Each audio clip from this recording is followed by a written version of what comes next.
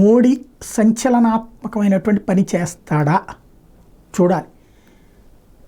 వ్యవసాయ రంగానికి సంబంధించి గతంలో ఏ కేంద్ర ప్రభుత్వం చెయ్యని పని, సాధారణంగా ఎరువులు సబ్సిడీలు, విత్తనాల సబ్సిడీలు, ఇవి ఒక ఆస్పెక్ట్. కానీ ఏకంగా ప్రతి రైతుకి 2,000 రూపాయల డబ్బులు 3 నెలలకు ఒకసారి, అట్లాగా 6 నెలలకు, ఇదే టోటల్గా ప్రతి 4 నెలలకు ఒకటి చొప్పున 3 సార్లు 3 రోజులు 6,000 రూపాయలు వేస్తుంది మోడీ సర్కార్.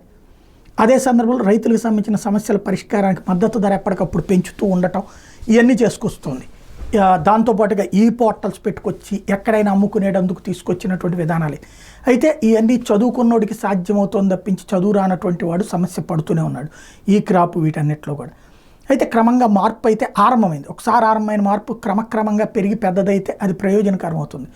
అందులో సరికొత్తది, ఒక పార్లమెంటరీ కమిటీ వేసి సిఫార్సులు చేయమంటే ఒక అద్భుతమైన సంచలనాత్మకమైన సిఫార్సు చేశారు. దేశవ్యాప్తంగా రైతు రుణమాఫీ, ఈరోజు రైతులకు ఉన్నటువంటి అప్పులన్నీ మాఫీ చేయమని చెప్పేసి కేంద్ర ప్రభుత్వానికి సిఫార్సు చేసింది ఈ కమిటీ. ఇది సంచలనాత్మకమైనటువంటి అంశం, మామూలు వ్యవహారం కాదు.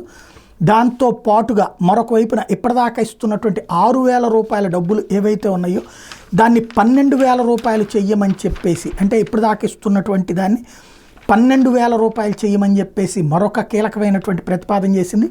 ఈ రెండూ కనుక అమల్లోకి వచ్చిందంటే అసలు అద్భుతమైనటువంటి అంశం అవుతుంది. దీని మీద వేసినటువంటి అన్నదాతకు భారీ ఊరట కల్పిస్తూ వ్యవసాయ, పశుసంవర్ధక, ఆహార ప్రాసెసింగ్ రంగాల మీద ఏర్పాటు చేసిన పార్లమెంటరీ స్థాయి సంఘం ఈ సంచలన సిఫార్సు చేసింది. వ్యవసాయ ఉత్పత్తుల కనీస మద్దతు ధరకు చట్టబద్ధత కల్పించడంతో పాటు సాగు రుణాలు పూర్తిగా మాఫీ చేయాలని తన నివేదికలో పేర్కొంది. ఎంఎస్పీకి చట్టబద్ధత కల్పించాలని రైతన్నల దీర్ఘకాల డిమాండ్ మీద స్థాయి సంఘం లోతైన అధ్యయనం చేసింది.